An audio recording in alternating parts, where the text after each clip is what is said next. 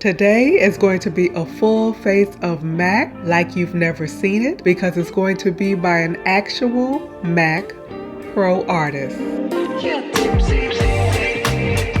Hi pretty people, it's Crystal, your very own personal beauty pro, and I am back with Vera. I had to persuade her to come back. She was a little in her feelings because no one told her how nice she looked in the last video. I reassured her. I told her not to take it personal because they barely comment on my videos or speak to me either. But thankfully, there are friends like Vera who are even willing to wear a coordinating outfit in support. If you're new, I am Crystal, your very own personal beauty pro. I actually am a working professional makeup artist, working primarily in commercial, advertising, editorial, done many a fashion week, and like many professional makeup artists, I am a MAC Cosmetics alumni. Work with MAC in a couple of different capacities at several locations for over 6 years. It was an amazing experience, a very special place to work at the time with some extraordinary people who have gone on to do some fabulous things in the industry. Speaking of the beauty industry, I actually have an industry event. I'm going to be doing some in-person instruction, but it is also going to be recorded. And so the makeup look I created for myself today is one that's going to be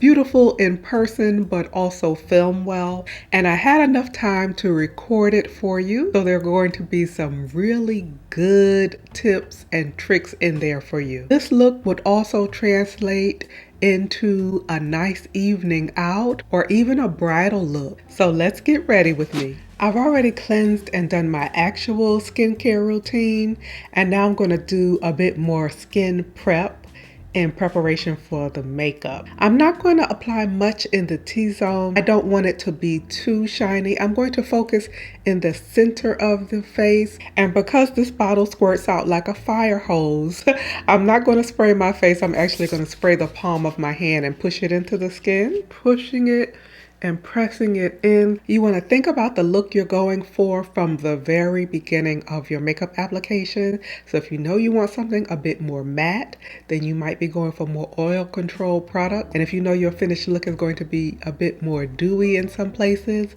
then you can start with the skin prep on that. I'm going to use strobe cream, in particular the one with the gold pearl in it. And that's also going to go in the center of the face.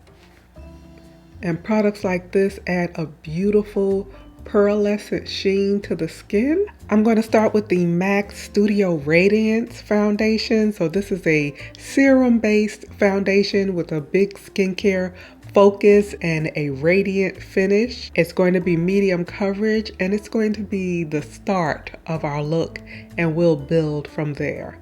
I want something really perfected and beautiful, but I still want the skin to look creamy and dreamy and healthy. I'm gonna take a fresh brush. I love this brush. I really preferred MAC when they had the natural hair brushes. I have some brushes from MAC that are literally 20 years old and still in beautiful shape. Now they've gone all synthetic, and some of them don't quite have the quality they used to, but this one I love. And I love this style. This 132 flat paddle style brush is beautiful. It gets into all areas, but you still have control over the application. I love the way it applies and also buffs the product in. Beautiful brush. Our foundation is going to be world famous Studio Fix Fluid. I'm going to use NW35 in the center of the face. This is close to my complexion but slightly peachier. And then I'm also going to use NC45 on the outer perimeter of the face. This is close to my skin tone but more golden. You know, no matter how many times I do this, I never get tired of sharing professional tips and tricks, and I never get tired of makeup artistry, the art, science, and beauty of makeup artistry, which is why I've been able to continue sharing videos. Even when I haven't had the time to consistently share, I've never left YouTube entirely, though sometimes my professional opportunities have had to take precedence. I still love this. Professional makeup artistry is not an easy profession to maintain, especially if you don't have a lifelong passion for it, which is why you notice over the years, many girls started on YouTube saying they were freelance makeup artists. I have a memory like a steel trap, so which is a blessing and a curse. I haven't forgotten hearing that many times. And very few of them, if any, are still professing to be freelance makeup artists, because it really is a difficult thing to truly make a profession on. To keep being a working makeup artist takes a certain level of passion and endurance and bounce back persistence, and it really has to be in your blood, so to speak. For many people, influencing was more lucrative, so they left it to do that. For others, they went to an entirely different profession. And then you have the pros for whom this is truly a lifelong profession. Of course, there's still good advice out there. Anyone can give good advice.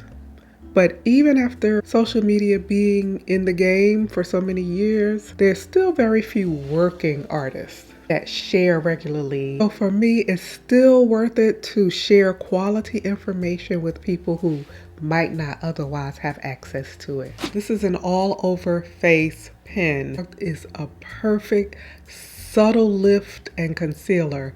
The coverage is beautiful. The formula is so lightweight, and to keep control over the placement and to have a softness in the application, I'm using this fluffy brush. So we put a pause on skin because most of the time I will not set the skin before I finish the eyes, where you have time to really perfect the skin last before you powder and set everything into place. And don't mind my missing embark that fell out of this palette. I'm still salty about that. I'm going to do a version of the halo or spotlight eye, which basically means you have a nice base around the eye and the inner and outer corner. You put a pop of color right in the center. To build out the base of the shape, I'm going to start with a softer color. I'm starting above my crease and creating the shape I want.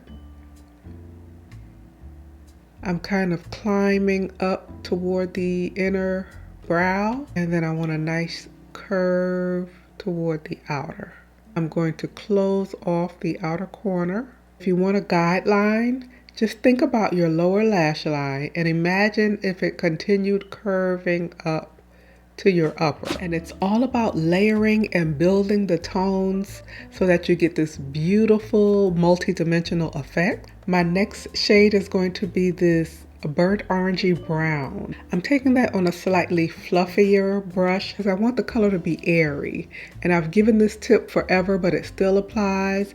Airy brushes give you airy application, and your firmer, denser brushes give you the more intense, dense application. And as you can see on this eye, I am going to smoke those soft browns beneath the lower lash line as well. And the last step in intensity is going to be this really rich, very warm, almost reddish brown. And I'm going to go back to a smaller brush for that because I want more control. Really going to focus on this inner and outer lid. I'm going to build a soft bridge across the crease. Once you build these three shades out, you'll have a nice cradle for that center color. And that pop in the center is going to be this beautiful burnished gold called Amber Lights. And if you are a MAC girly from way back, you know this was the go-to gold eyeshadow. Really remember it being a bit blingier, but it's still a very pretty shade. I'm going to press and merge this right in the center of the lid. You're not just going to leave it as an unblended stripe. You're going to softly feather the edges into the other eyeshadow. And once I perfect the blending on the gold, I am going to use Feline. This is a really beautiful, rich black eyeliner by MAC. I don't have any MAC lashes handy, but MAC used to be that girl. And MAC kind of brought lashes to the mainstream everyday girl.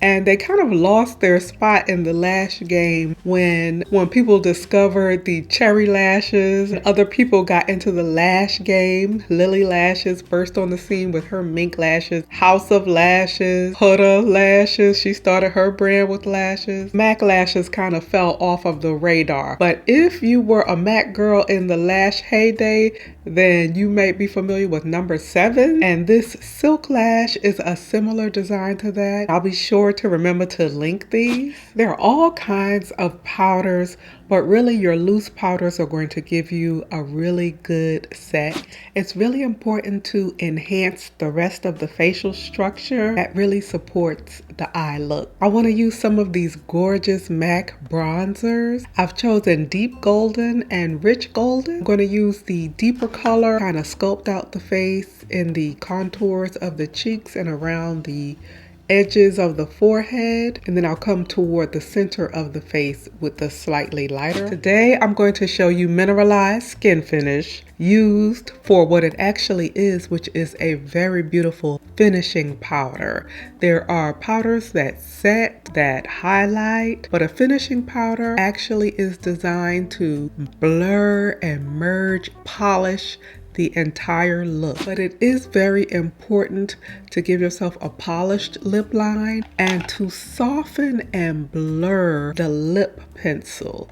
That way you get this beautiful feathered effect and it doesn't give such a hard edge. Today I'm going to start with their new almost plummy brown called Root for Me, shaping the lips and creating the shape with a really thin soft line. Then I'm going to take a lip brush and I'm going to blur that line onto the lip. I'm going to do a second pencil, and always sharpen your eye and lip pencils. You get a much more beautiful application that way. I'm going to feather in Cork right beneath the Root for Me. And for lips, let's do the new Call It Cozy. I have not even worn this lipstick yet.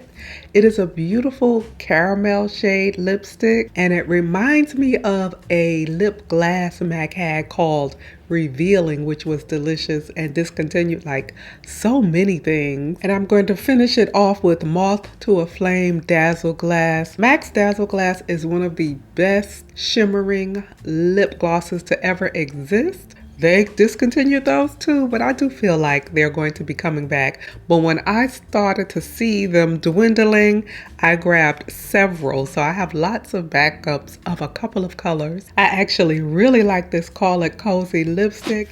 I am off to put the finishing touches on my look and get into the right headspace to teach this class. I'm excited about our next video, and until we meet again, keep it pretty.